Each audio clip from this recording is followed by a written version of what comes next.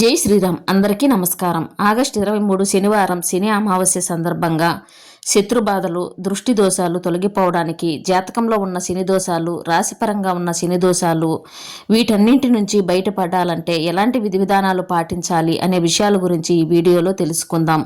ముందుగా ఈ వీడియోకి ఒక లైక్ కొట్టి మా ఛానల్ని సబ్స్క్రైబ్ చేసుకోండి. లైక్ కొట్టడం మాత్రం అస్సలు మర్చిపోకండి. అలాగే జై శ్రీరామ్ అని కామెంట్ చేయండి. శనీశ్వరుడికి అమావాస్య తిథి చాలా ప్రీతికరమైనది. శనివారం ఎంతో ప్రీతిపాత్రం. శనివారం అమావాస్య రెండు కలిసి వస్తే మాత్రం ఆ రోజు శనీశ్వరుడికి ఎంతో ప్రీతిపాత్రమైన రోజు అని ప్రామాణిక గ్రంథాల్లో తెలియజేస్తున్నాయి. 2025 శ్రావణ మాసంలో ఆగస్టు 23వ తేదీన శనివారం అమావాస్యతో కలిసి వచ్చింది.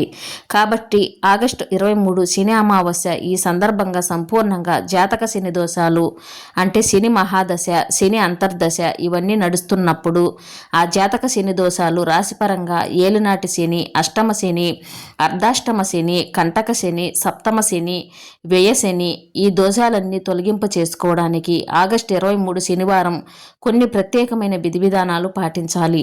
వాటిలో ముఖ్యమైన విధి విధానం ఏమిటంటే, మీరు స్నానం చేసేటప్పుడు కొన్ని నల్ల నువ్వులు నీళ్ళలో కలుపుకొని 5 నిమిషాల తర్వాత ఆ నీళ్లతో స్నానం చేయండి. ఇది శనీశ్వరుడికి ప్రీతిపాత్రమైన స్నానం అవుతుంది.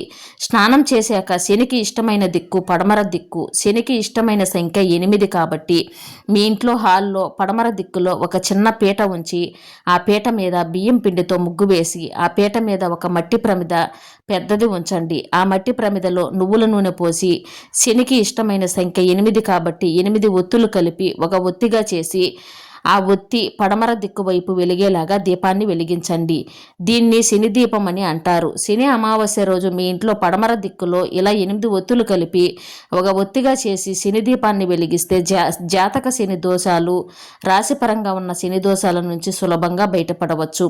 అలాగే శని అమావాస్య రోజు శనిహోరాలో ఒక ప్రత్యేకమైన దానం ఇచ్చుకుంటే మంచిది.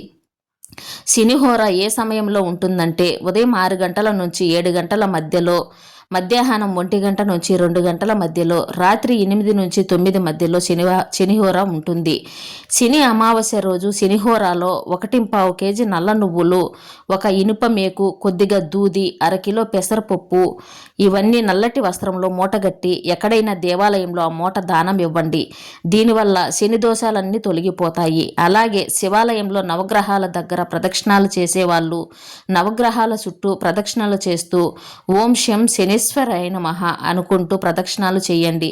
జాతకంలో శని మహాదశ నడుస్తున్న వాళ్ళు మాత్రం 19 ప్రదక్షిణాలు చేయండి. మిగిలిన వాళ్ళందరూ మాత్రం 11 ప్రదక్షిణాలు కానీ 9 ప్రదక్షిణాలు కానీ చెయ్యండి.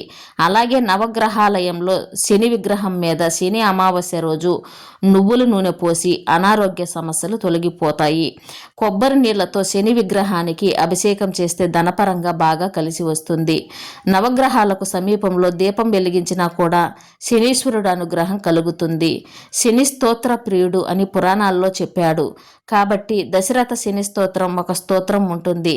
ఆ దశరథ శని స్తోత్రాన్ని శని అమావాస్య రోజు చదివినా విన్న శనీశ్వరుడు పరమానంద భరితుడై మీకున్నటువంటి సమస్యలన్నీ తొలగింపచేస్తాడు.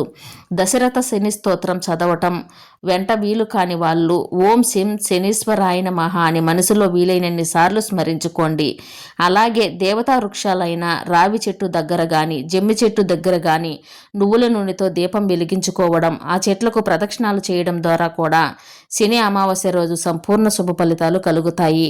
అలాగే ఇది శ్రావణ మాసం వచ్చే శని అమావాస్య కాబట్టి శివుడికి నల్ల నువ్వులు కలిపి నీళ్లతో అభిషేకం చేసిన, నల్ల నువ్వులు కలిపిన ఆవు పాలతో అభిషేకం చేసిన శని దోషాలన్నీ తొలగింప చేసుకోవడంతో పాటు శివానుగ్రహాన్ని చాలా సులభంగా పాత్రులు కావచ్చు. శ్రావణ మాస శని అమావాస్య సందర్భంగా ఈ విధి విధానాలన్నీ పాటించి సంపూర్ణమైన శుభ ఫలితాలను సిద్ధింప చేసుకోండి. జై శ్రీరామ్.